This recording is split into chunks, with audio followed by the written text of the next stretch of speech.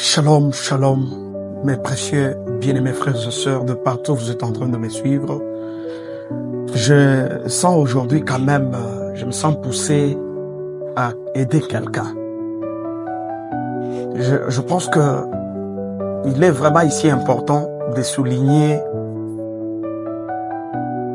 la manière de Dieu de faire les choses, parce que sincèrement, il nous arrive des fois de tomber dans le chaos. Mais bien mes frères et sœurs, écoutez-moi s'il vous plaît. Il est ici important de comprendre que quand vous allez prier, il arrive des fois que Dieu vous réponde tout de suite là. C'est-à-dire après quelques secondes après, Dieu vous réponde. Je ne suis pas contre et je ne serai jamais contre. D'ailleurs, qui suis-je pour m'opposer à ce que Dieu lui-même a décidé de faire ou d'accomplir dans votre vie? Alors, il arrive des fois aussi, après avoir prié, après 1 minute, 2 minutes, 3 minutes, Dieu répond. Et je dois vraiment vous expliquer pourquoi Dieu répond instantanément. Dieu répond sur place. Il est tellement libre qu'il est aussi le Dieu d'ici et maintenant. Il est tellement égal à lui-même qu'il peut faire de ce qu'il veut. Mais écoutez mes bien-aimés, si Dieu vous amène dans les années, c'est-à-dire quand vous priez, il faut attendre peut-être 1 année, 2 ans, 3 ans, afin que Dieu vous réponde. Oui, je sais que c'est difficile à supporter. Je sais que c'est un peu très difficile à supporter. Surtout quand vous priez, il faut attendre encore un moment, un long moment pour que Dieu vous réponde. Mais mes bien-aimés, vous devez comprendre que c'est plus que l'or. Aucune prière de ce monde ne vaut à ce que Dieu est capable de faire dans votre vie.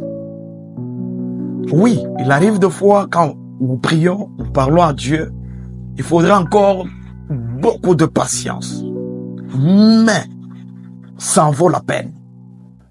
Parce que la réponse sera fatale. La réponse sera brutale. Et vous n'avez pas idée de ce que Dieu peut. Et c'est souvent d'ailleurs, je vous révèle, il défie même les attentes. Souvent, il est capable d'aller au-delà de tout ce que vous lui avez demandé. Et ici, vraiment, il est important de comprendre qu'il est libre. Je l'ai toujours dit souvent, même devant mon église. Je l'ai dit, Dieu a une chambre de souveraineté. Quand il y a quelque chose sur la terre, il est quand même contraint quand même de rassembler, réunir les anges et leur demander aussi l'avis de chacun d'eux. Mais il y a aussi des situations, il y a aussi des cas où Dieu est aussi obligé d'entrer dans sa chambre de souveraineté. C'est un petit espace où lui-même il est obligé d'y aller. Et là, quand il sort avec une décision, personne ne peut contredire. Là, je vous dis, quand il sort avec une décision, personne ne dira le contraire.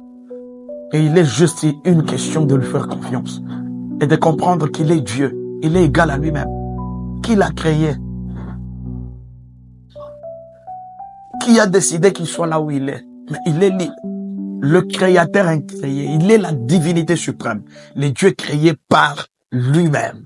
Mes bien-aimés frères et sœurs, faites confiance à ces dieux et vous ne serez jamais déçus. Dieu vous bénisse.